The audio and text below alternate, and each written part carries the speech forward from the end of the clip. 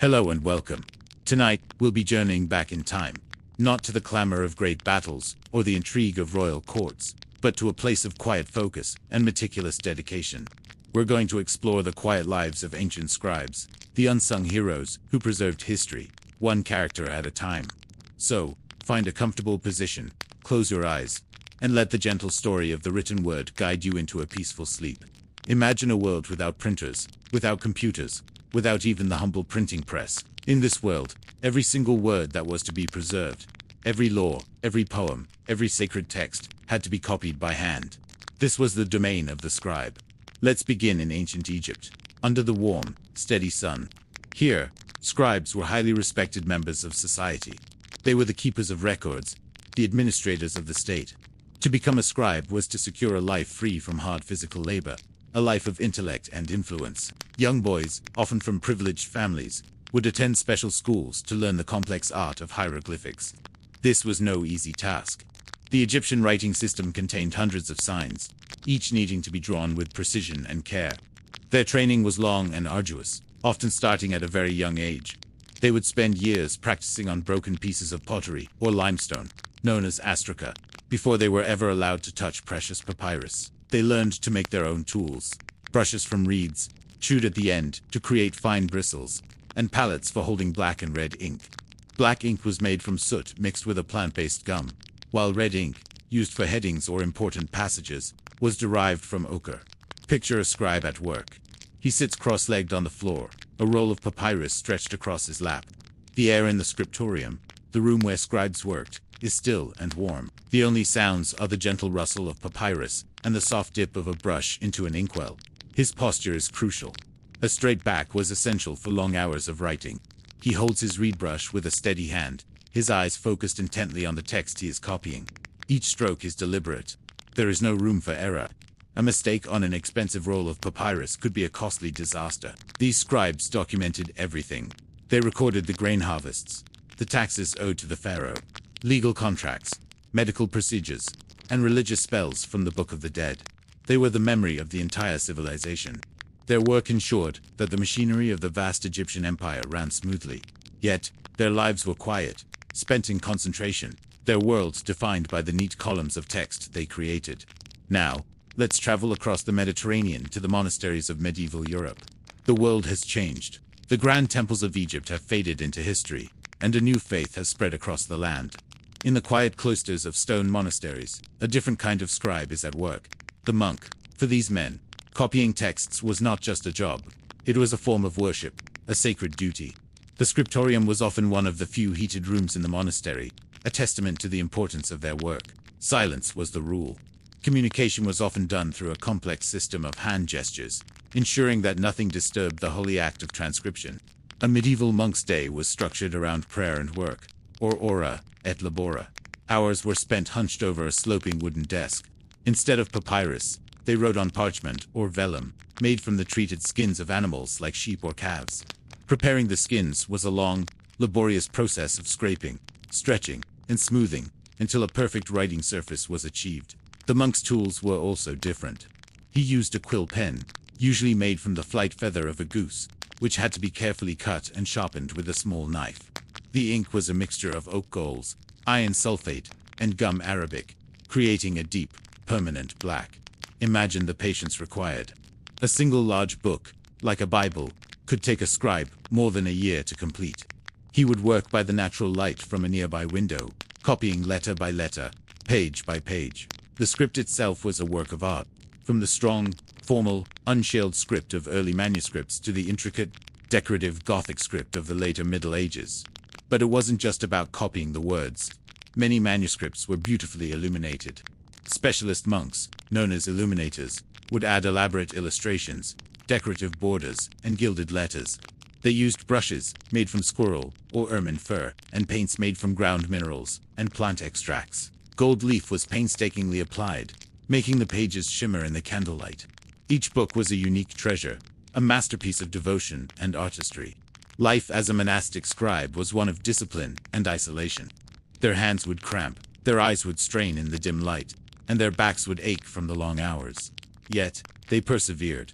They believed that by copying the word of God, They were not only preserving knowledge but also saving their own souls. It was through their tireless efforts that the classical texts of Greece and Rome, as well as religious scriptures, survived the so-called Dark Ages. Let's shift our focus once more, this time to the bustling cities of the Islamic Golden Age. In places like Baghdad, Cordoba, and Cairo, a vibrant culture of learning and literature flourished. Books were highly valued, and the profession of a scribe, or warrick, was a respected and essential trade. These scribes were not confined to monasteries. They were often independent artisans and merchants who worked in the bustling book markets near the great mosques and libraries. The introduction of paper from China revolutionized the book industry. Paper was much cheaper and easier to produce than parchment, leading to an explosion in the number of books available. A scribe in Baghdad might spend his day copying anything from the Quran to works of philosophy, medicine, astronomy, or poetry. The demand for books was enormous. Libraries, like the famous House of Wisdom in Baghdad, employed armies of scribes to translate and copy texts from Greek, Persian, and Indian sources into Arabic. The script they used, Arabic, is naturally flowing and cursive, lending itself to beautiful and varied styles of calligraphy. Calligraphy was considered the highest form of art, and a master calligrapher was a celebrated artist. Scribes took immense pride in their elegant and readable handwriting. They developed numerous scripts, from the angular kufic to the fluid naskh, each with its own rules and aesthetic. Imagine a scribe's shop in the Suqa Warakan, the paper seller's market. The air is filled with the scent of fresh paper, ink, and leather book bindings. Scribes sit on cushions, their paper resting on their knees or on low tables, their reed pens or calams flying across the page. They are surrounded by stacks of completed pages, waiting to be bound into books. Customers browse the shops, seeking out a favorite poet or a new scientific treatise.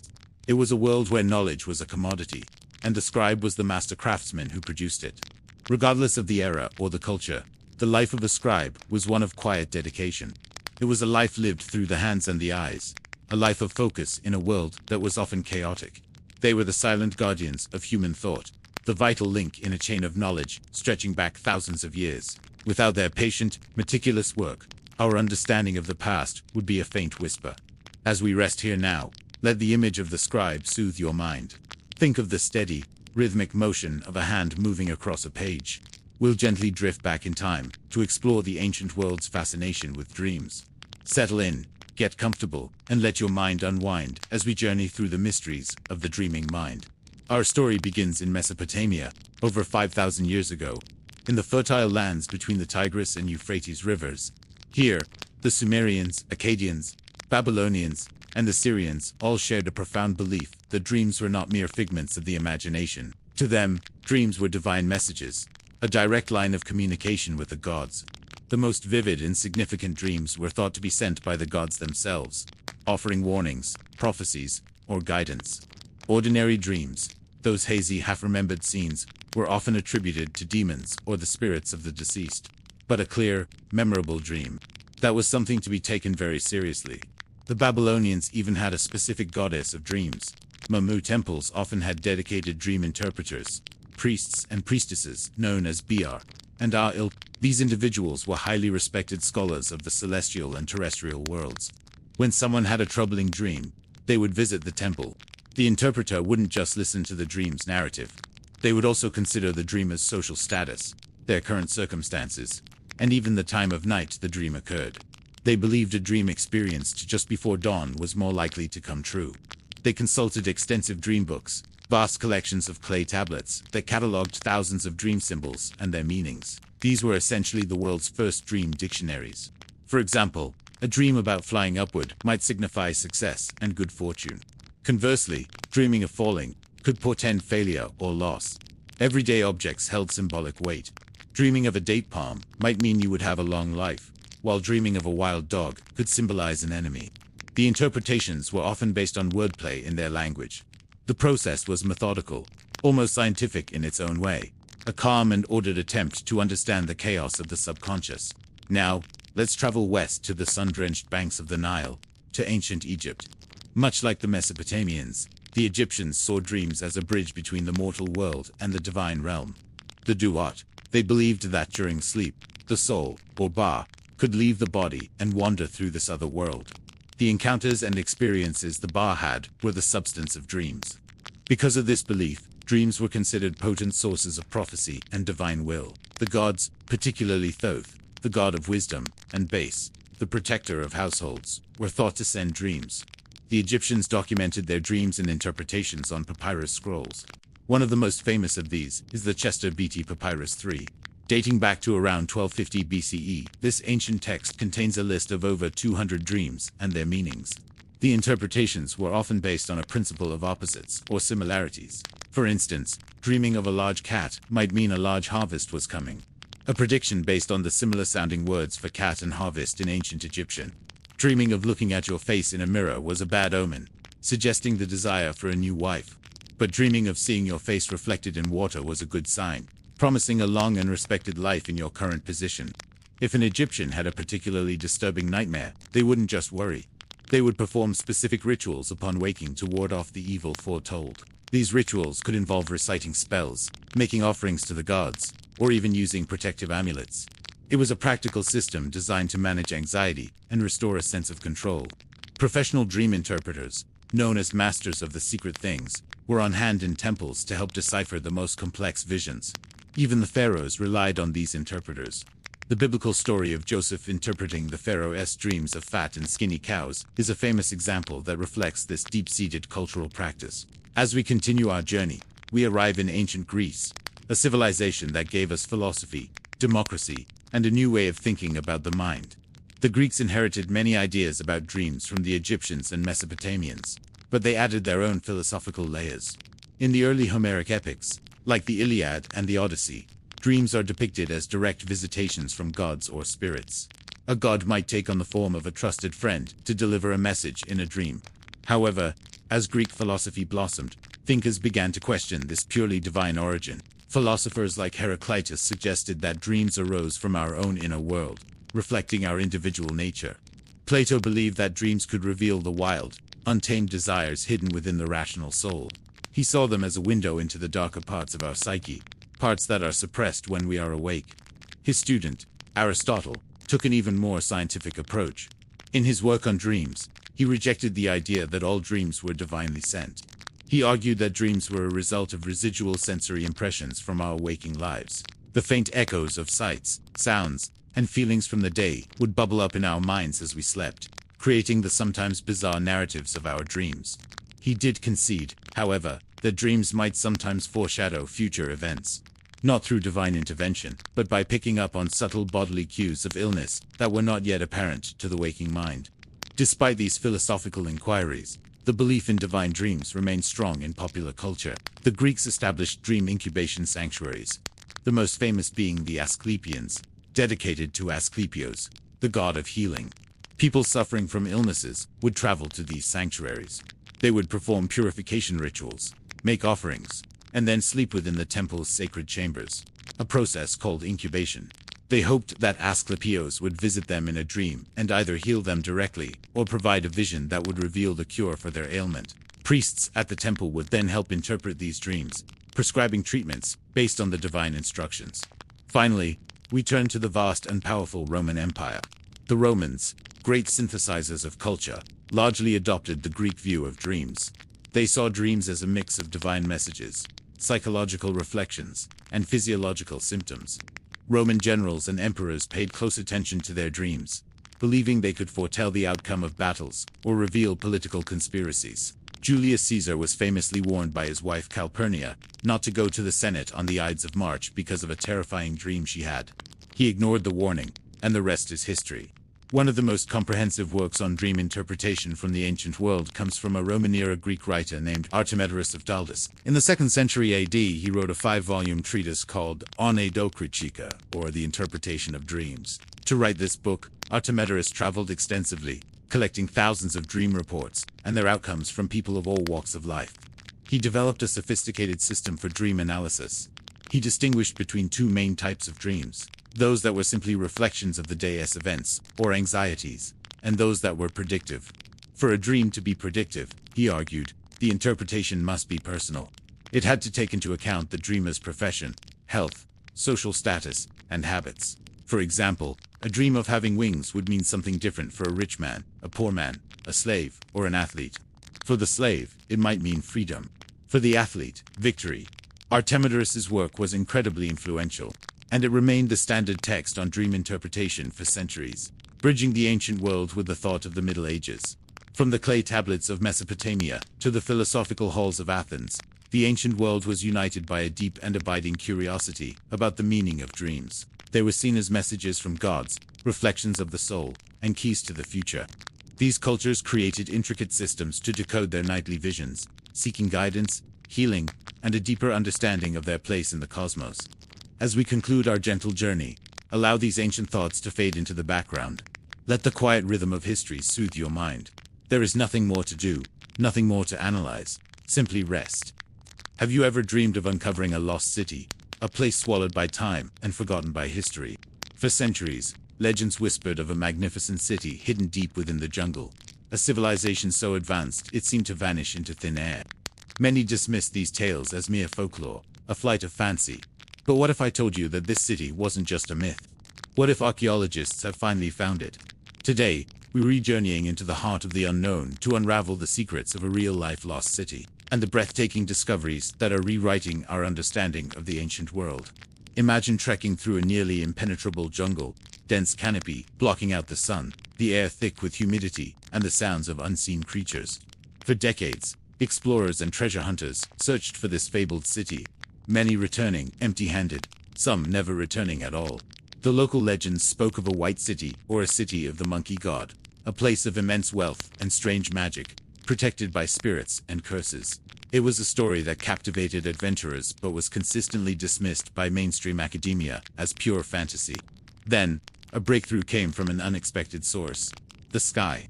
Using advanced aerial scanning technology called LiDAR, researchers were able to digitally peel back the layers of the dense jungle canopy. What they saw on their screens was astonishing. It wasn't just a few scattered ruins. It was the faint but unmistakable outline of an entire urban landscape. Plazas, pyramids, canals, and terraced fields emerged from the digital data, revealing a sprawling metropolis that had been hidden from human eyes for over 500 years. This wasn't a myth. It was a ghost of a civilization, waiting to be rediscovered. With the location finally pinpointed, a team of archaeologists and scientists prepared for an expedition, unlike any other.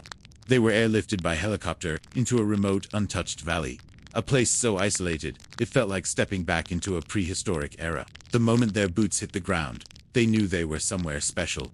The jungle floor was littered with carved stones and the remnants of ancient structures, all cloaked in moss and vines. They had found it. The lost city was real. As the team began their careful excavation, the scale of what they had discovered became truly apparent. They weren't just uncovering a small settlement. This was a complex, highly organized society. They found evidence of large-scale agriculture, with sophisticated irrigation systems that allowed them to cultivate crops in the challenging jungle environment. They unearthed beautifully crafted pottery, intricate stone sculptures, and tools that showed a high level of craftsmanship. This was a culture that thrived, a hub of art, commerce, and innovation. One of the most significant finds was a series of ceremonial plazas. At the heart of the city stood a large earthen pyramid, likely the center of their religious and political life. Surrounding it were smaller mounds and stone platforms where rituals would have taken place. The archaeologists were walking on sacred ground, the same ground that priests and kings had walked centuries ago. You can almost feel the weight of history in a place like that, the echoes of a lost people still lingering in the air. But perhaps the most spine-chilling discovery was an incredible cache of stone artifacts left at the base of the central pyramid. Over 24 sculptures were found, all clustered together, seemingly untouched since the day they were left. There were ceremonial seats, or matadis, carved in the form of jaguars and vultures. There were vessels decorated with snake motifs. And at the center of it all was a mysterious effigy, a figure that has been nicknamed the word jaguar, a half-human, half-feline being, possibly representing a powerful shaman or deity. Why were these objects left here? It appears to be a ritual offering, but the context is what makes it so baffling. The objects weren't buried. They were left out as if the inhabitants intended to return for them. It's as if the entire city was abandoned in a single, sudden event. The people packed up their most sacred items, placed them as a final offering to their gods, and then simply walked away, never to come back. This raises the most haunting question of all. What happened to them? There are several theories. One of the leading hypotheses is disease.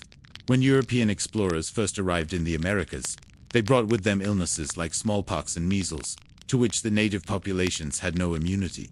It's possible that these diseases spread far and wide, even to isolated communities like this one, devastating the population long before they ever saw a European face. The survivors may have fled, abandoning their home to escape the invisible plague that had consumed it. Another theory points to environmental factors. Perhaps a prolonged drought, a series of crop failures, or some other ecological disaster made the city unsustainable.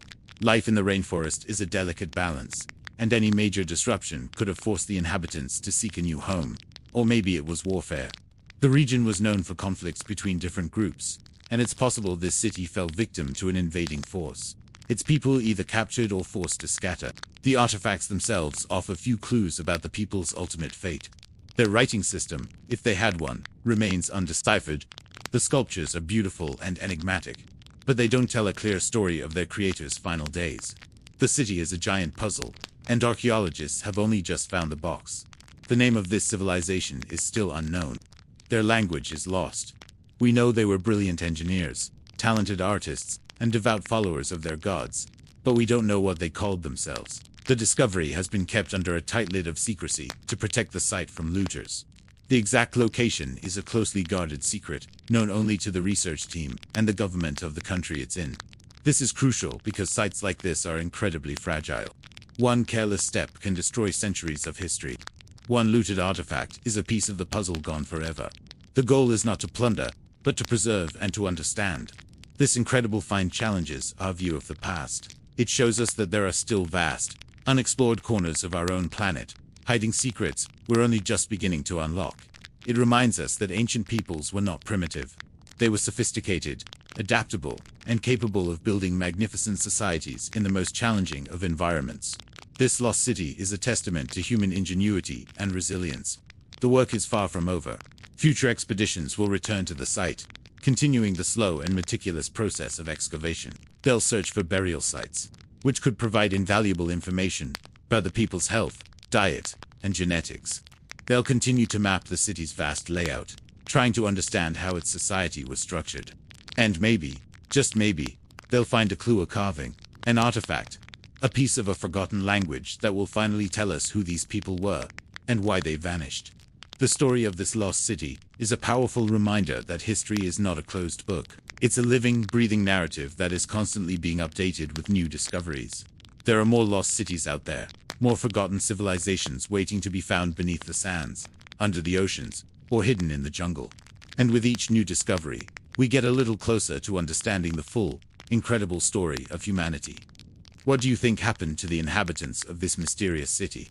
For thousands of years, there was a network of roots that didn't just carry silk and spices, but carried ideas, religions, and entire cultures across continents. This was the Silk Road, the world's first superhighway of trade and thought. But today, many of its stories lie buried beneath the sands of time. So, are you ready to uncover them? Join me as we embark on an epic journey to unveil the secrets of the forgotten Silk Road. Our journey begins not with a single road, but with a vast web of paths stretching over 4,000 miles. From the ancient Chinese capital of Chang'an, now Xi'an, all the way to the bustling ports of the Mediterranean like Antioch and Alexandria. It wasn't a journey for the faint of heart. Imagine caravans of camels, sometimes hundreds strong, trekking for months, even years, across some of the most unforgiving landscapes on Earth. They faced scorching deserts like the Taklamakan, which locals called the Sea of Death, and navigated treacherous mountain passes in the Pamirs, the roof of the world. Bandits were a constant threat, and the elements were relentless. Yet, the promise of immense wealth and the allure of the unknown kept them going. So, what exactly were they carrying? Of course, there was silk. To the Romans, this shimmering fabric was more valuable than gold. It was so exotic, so mysterious, they believed it grew on trees. The Chinese guarded the secret of its creation, the cultivation of silkworms, for centuries, making it their most prized export. But the caravans were laden with so much more. From the east came porcelain, tea, and paper. From the west, merchants brought glass, wool, and precious metals. Central Asia offered magnificent horses, coveted by Chinese emperors, while India sent spices like pepper and cinnamon, as well as precious gems and cotton. It was the greatest exchange of goods the world had ever seen. But the most profound treasures carried along the Silk Road weren't things you could hold. They were ideas. As merchants, monks, and soldiers traveled, they brought their beliefs and knowledge with them. Buddhism, born in India, spread eastward along these routes, carried by devoted monks. We can still see their legacy today, in the magnificent cave temples they carved into cliffs, like the Mogao grottos near Dunhuang. These caves are a breathtaking library of Buddhist art and scriptures, preserved in the dry desert air for over 1,000 years. Christianity also journeyed east, and Islam traveled both east and west, each faith finding new followers and transforming the cultural landscape of every region it touched.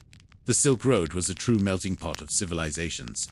Let's stop for a moment in one of the legendary oasis cities, Samarkand. For centuries, this was one of the most magnificent cities on earth, a vibrant hub right in the heart of the Silk Road. Its marketplaces, or bazaars, would have been an explosion of sights, sounds, and smells. You'd hear dozens of languages being spoken, see merchants haggling over prices, and smell the fragrant aroma of spices from the Far East, mixed with the scent of baking bread.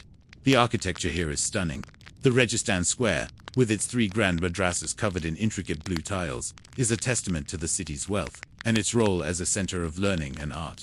Rulers like Timur or Tamerlane poured the riches of their conquests into making Samarkand a paradise.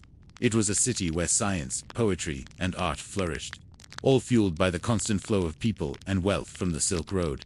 Of course, a journey this vast created more than just cities. It created legends. One of the most famous is that of Marco Polo. This Venetian merchant's account of his travels to the court of Kublai Khan in China captivated Europe. His book, The Travels of Marco Polo, described a world so advanced and wealthy that many of his contemporaries simply didn't believe him. He wrote of cities with millions of inhabitants, of paper money, and of a sophisticated postal system. Whether all his tales were true or not, his story ignited the European imagination and fanned the flames of exploration. He put a human face on the distant, mysterious East and made the impossible journey seem real. So what happened? Why did this incredible network fade into history, becoming the forgotten Silk Road? There wasn't one single event, but a combination of factors. Around the 15th century, new maritime routes were discovered. It became faster, cheaper, and safer to transport goods by sea. The age of sail had begun, and ships could carry far more than any camel caravan. Political instability also played a huge role. The rise and fall of empires, like the Mongol Empire, which once policed the routes, led to chaos. The roads became more dangerous, and trade dwindled. Slowly but surely, the caravans stopped, the oasis cities declined, and the desert began to reclaim the legendary paths. The Silk Road fell silent. But the story doesn't end there. In recent decades, there has been a renewed fascination with the Silk Road. Archaeologists are unearthing lost cities, and historians are piecing together the stories of the people who lived and died along its paths. We're rediscovering the incredible art, the scientific advancements in astronomy and medicine, and the philosophical ideas that were exchanged. And today, a new Silk Road is emerging. The Belt and Road Initiative is a massive infrastructure project aiming to reconnect Asia, Europe, and Africa with new networks of roads, railways, and ports. It's a modern echo of the ancient routes, a testament to the enduring power of connection. The legacy of the Silk Road is all around us, often in ways we don't even realize. The paper we write on, the spices in our food, the numbers we use in mathematics, and even some of the fairy tales we tell our children have roots in the exchanges that happened along this ancient network. It taught us that no culture is an island. It showed that when different peoples meet, they don't just trade goods, they trade knowledge, they share art, and they create a richer, more vibrant world together. The Silk Road is more than just a dusty trail in the desert. It's a timeless reminder of our shared human story, a story of curiosity, courage, and the powerful desire to connect. Thank you so much for joining me on this incredible journey through time. What part of the Silk Road's history fascinates you the most? Ever wonder what it was really like to live through one of history's biggest game changers? The Industrial Revolution wasn't just about steam engines and factories. It fundamentally rewired daily life for everyone, from the factory floor to the grandest manor houses. Forget the black and white photos for a second. Let's travel back and see, feel, and even smell what it was like to be alive during this incredible, chaotic era. Before the first factory whistle blew, life for most people was rural, predictable, and tied to the seasons. You woke with the sun, worked the land your family had probably worked for generations, and your world was your village. News traveled at the speed of a horse, and your social circle was limited to people you'd known your entire life. Food was homegrown, clothes were handmade, and the rhythm of life was dictated by nature, not a clock. Sure, it was hard work, but there was a sense of community and a connection to the earth that was about to be shattered. Then, everything changed. The invention of machines like the spinning jenny and the power loom created a massive demand for labor in new, centralized locations, factories. People began to pour from the countryside into rapidly growing cities, chasing the promise of a steady wage. This was a monumental shift. For the first time in history, large numbers of people weren't working for themselves on a farm.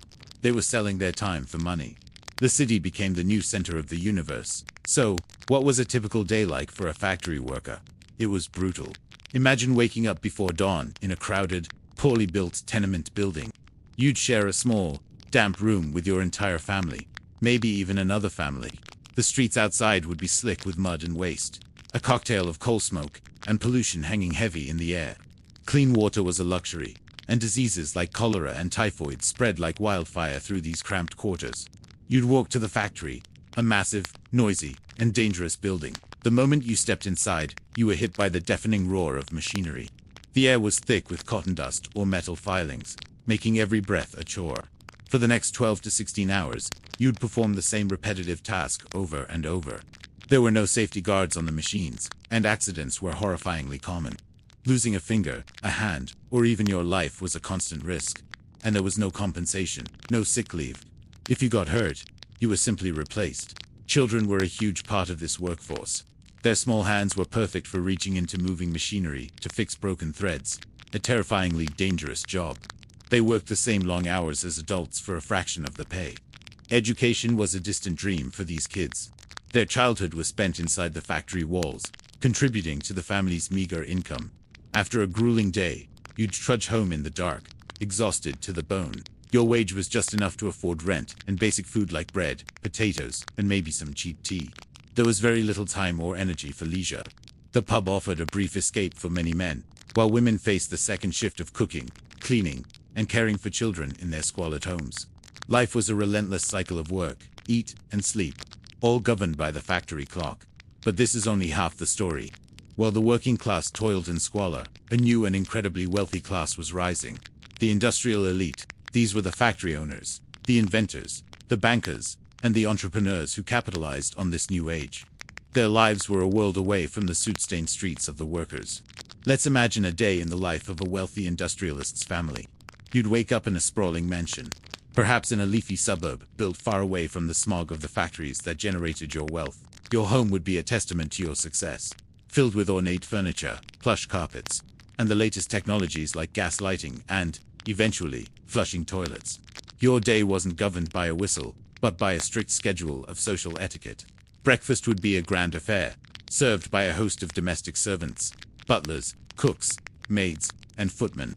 The Victorian era, which overlapped with the Industrial Revolution, was obsessed with propriety and appearances. The lady of the house would spend her morning managing the household staff and planning social engagements. This was her domain, her form of work. She'd plan elaborate dinner parties, which were crucial for networking and maintaining social standing. The man of the house would head to his office or club to conduct business, striking deals that could make or break fortunes. His world was one of stocks, investments, and expanding his industrial empire. He held immense power, not just over his business, but often in politics as well. The children of the elite had a completely different experience from their working-class counterparts. Boys were educated by private tutors before being sent to prestigious boarding schools and universities like Oxford or Cambridge, prepared to take over the family business.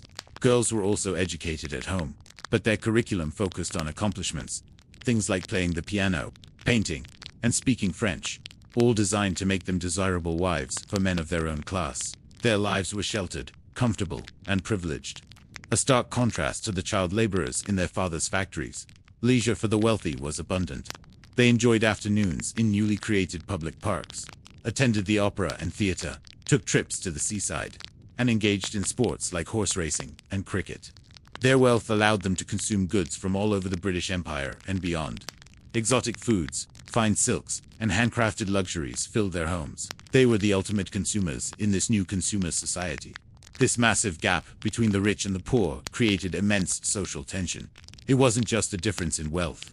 It was a difference in reality.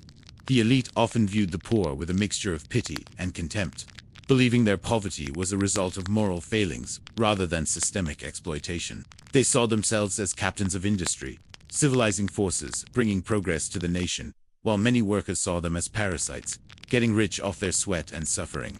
This tension eventually boiled over. Workers began to organize. They formed unions to demand better wages, shorter hours, and safer working conditions. The fight was long and often violent. Strikes were met with brutal force by factory owners and the government. But slowly, painstakingly, things began to change. Reform movements gained traction, leading to laws that limited child labor, introduced safety regulations, and expanded the right to vote. The daily life we recognize today, with its 8-hour workday, weekends, and safety standards, was born from the struggles of these early industrial workers. The Industrial Revolution wasn't just a British story. It spread across the globe, transforming societies from Europe to America to Japan, each with its own unique flavor, but with the same core themes of urbanization, class division, and technological upheaval. It created the modern world, with all its opportunities and its inequalities. The legacy is all around us.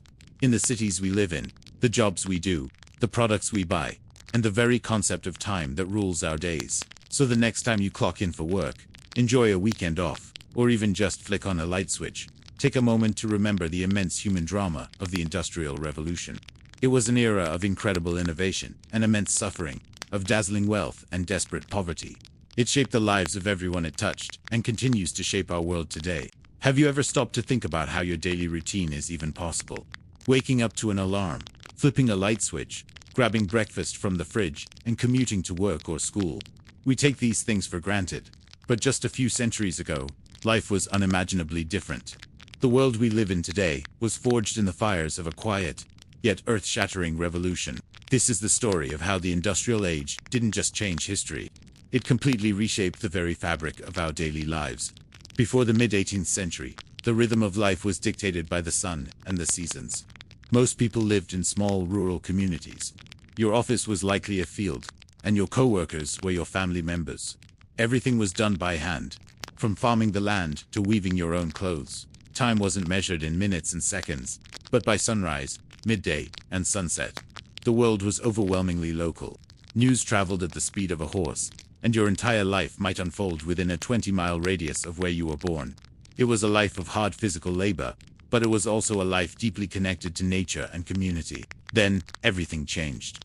It started in Great Britain, with a series of inventions that now seem simple, but were revolutionary at the time. The steam engine, pioneered by figures like James Watt, was the true game-changer. Suddenly, we had a power source that didn't rely on muscle, wind, or water. It could be put anywhere, and it could run continuously. This single invention unlocked a torrent of innovation. Factories began to spring up, first for textiles. Machines like the spinning jenny and the power loom could produce cloth faster than hundreds of weavers working by hand.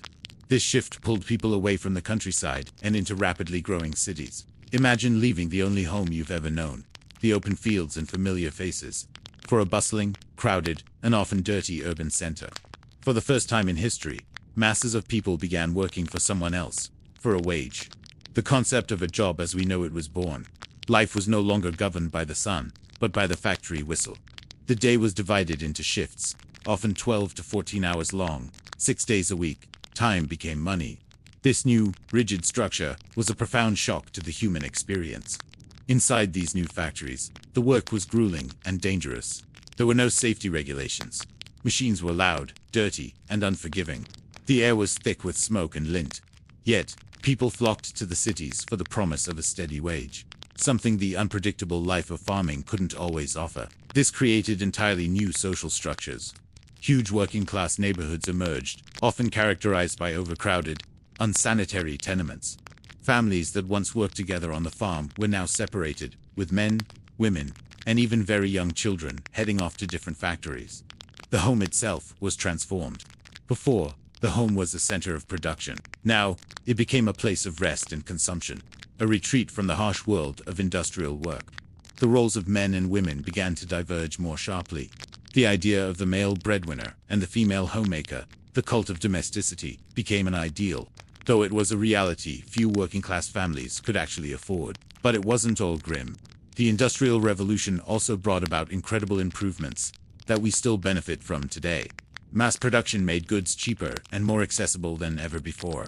For the first time, ordinary people could afford things that were once luxuries.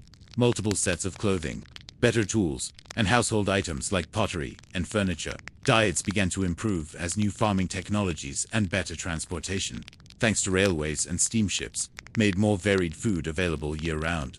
One of the most profound changes was the conquest of darkness. For all of human history, life had been limited by daylight. The invention of gas lighting, and later, electric light, fundamentally altered our relationship with time. Cities could now be alive and active 24 hours a day. People could read, socialize, and work long after the sun went down.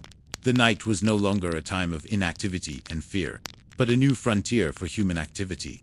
This simple change extended the productive day and forever changed social life. Communication and travel also experienced a quantum leap. The telegraph, invented in the 1830s, allowed messages to be sent across continents in minutes, not weeks. Suddenly, the world felt much smaller. Then came the railways. They didn't just move goods, they moved people.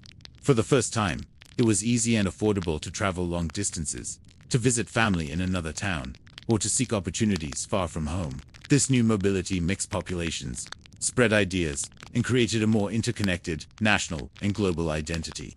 Of course, this rapid change came with immense social problems. The stark inequality between the wealthy factory owners and the impoverished working class led to social unrest, the rise of labor unions, and new political ideologies. Cities struggled to cope with pollution, crime, and disease. Thinkers and reformers began to grapple with these new social problems, leading to movements for public health, universal education, and workers' rights. The challenges we face today, urbanization, environmental pollution, economic inequality, all have their roots in this transformative period. So, the next time you turn on a light, check the time on your phone, or buy something from a store, take a moment. You're living in a world built by the Industrial Revolution. It was a messy, chaotic, and often brutal period of history, but it fundamentally rewired human society. It gave us the concept of the modern job, the modern city, and the modern home. It separated our work life from our home life, and our time from the cycles of nature. It was a quiet revolution, fought not on battlefields, but in factories, mines, and sprawling new cities. It's a revolution that, in many ways, is still continuing today. As technology continues to reshape our world in ways we're only just beginning to understand, step back in time with me, to a world lit by oil lamps and powered by steam. Forget what you've seen in the movies. We're going to uncover what daily life was really like in a 19th century mining town. It was a world of grit, danger, and surprising community spirit, where every sunrise brought new challenges, and every sunset was a victory. This wasn't just about digging for gold or coal. It was about building a life from scratch, against all odds. So, grab your pickaxe metaphorically, of course, and let's journey into the heart of the industrial age, where fortunes were sought, and lives were forged in the crucible of the earth. Are you ready to see the raw, unfiltered truth behind the boomtown myths? Let's dig in. The day in a mining town started long before the sun even thought about rising. The first sound wasn't birdsong, but the shrill blast of the mine whistle, a sound that sliced through the pre-dawn chill. For the men, and even young boys, this was the call to work. They'd rise from their beds in cramped, often crudely built homes, sometimes just shacks or boarding houses packed to the rafters. Breakfast was quick and hearty, if they were lucky. Think black coffee, bread, and maybe some bacon or porridge fuel for a brutal day ahead. They'd grab their tin lunch pails filled with whatever their wives or mothers could pack and head out. Into the darkness, a procession of shadows moving toward the headframe of the mine, the towering structure that marked the entrance to the underworld. The air would be thick with the smell of coal smoke and damp earth, a scent that clung to everything and everyone in town. For the miners, descending into the earth was a daily act of courage. They'd cram into a cage, a rickety elevator that would plunge them hundreds, sometimes thousands, of feet underground. Down in the darkness, the world shrank to the small pool of light cast by the lamps on their caps. The air was thick with coal dust, rock dust that filled their lungs and coated their skin. It was either freezing cold and damp or stiflingly hot, depending on the mine. The work was backbreaking. They spent 10 to 12 hours a day swinging pickaxes, shoveling coal or setting timber supports to prevent cave-ins, and pushing heavy carts along rickety tracks. Danger was a constant companion.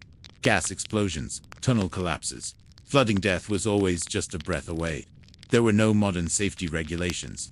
A simple slip, a faulty timber, or a pocket of methane gas could be fatal for dozens of men at once. This constant, grinding danger shaped the psyche of the entire community.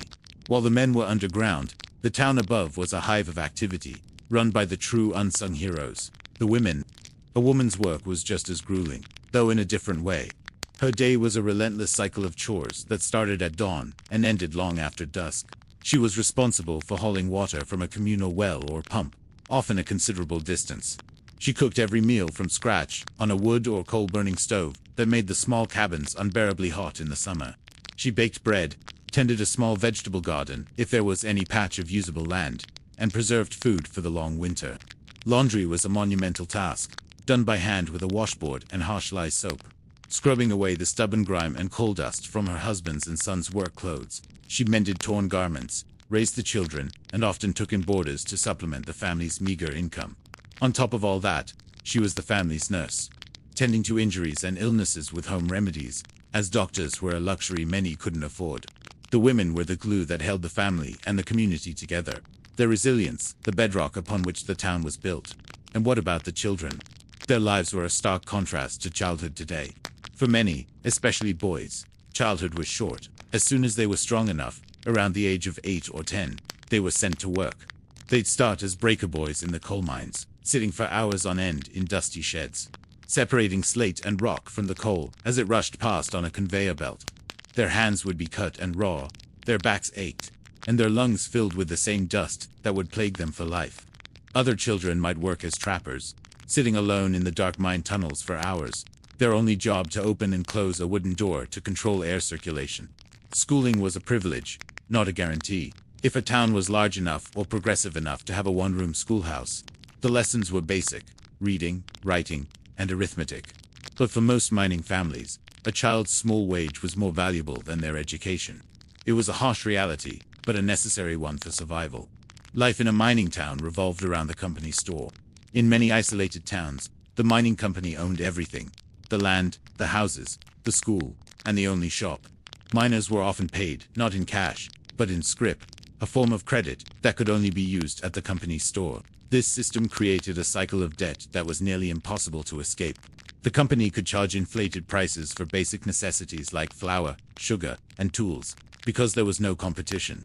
If a miner fell into debt, he was trapped, unable to leave and find work elsewhere. The company house you lived in, the rent was deducted from your pay. The tools you used, you had to buy or rent them from the company. It was a system of control that kept the workforce compliant and dependent. While it provided a semblance of stability, it came at the cost of personal freedom, turning entire towns into little fiefdoms ruled by the mine superintendent. But it wasn't all darkness and despair.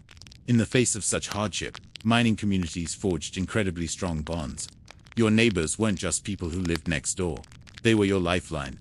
When a mining accident happened, the whole town would gather at the pithead, waiting for news, sharing in the grief and fear. Women supported each other, sharing childcare, helping during childbirth, and bringing food when a family was sick. The shared danger and common struggle created a powerful us against the world mentality. Social life, though simple, was vital. People gathered for church services, which provided spiritual comfort and a sense of community. Picnics, town dances with a fiddle player, and baseball games were cherished events that offered a temporary escape from the daily grind. Fraternal organizations and lodges like the Oddfellows or the Knights of Pythias were also incredibly important, providing a social network and a form of insurance for families in case of injury or death. The saloon was another central pillar of town life, especially for the men. After a long, dangerous shift, it was a place to wash the coal dust from their throats, share stories, and momentarily forget the pressures of their lives. It was a place of camaraderie, but also of conflict. Fights were common, fueled by exhaustion, cheap whiskey, and simmering tensions. Yet, the saloon also served as an informal town hall, a hiring hall, and a place where news and gossip were exchanged. For better or for worse, it was where much of the town's social fabric was woven. In these often rough establishments, you could find miners from all over the world: Irish, Welsh, Italian, German, Slavical, sharing a drink and a common, difficult existence. This melting pot of cultures brought its own traditions, music, and foods, adding a surprising richness to these gritty frontier towns. So, what happened to these towns? The story is as varied as the minerals they mined. Some, when the vein ran dry, became ghost towns almost overnight. The company pulled out, the people left, and the buildings were left to crumble back into the earth, leaving behind only foundations and memories. Others managed to adapt.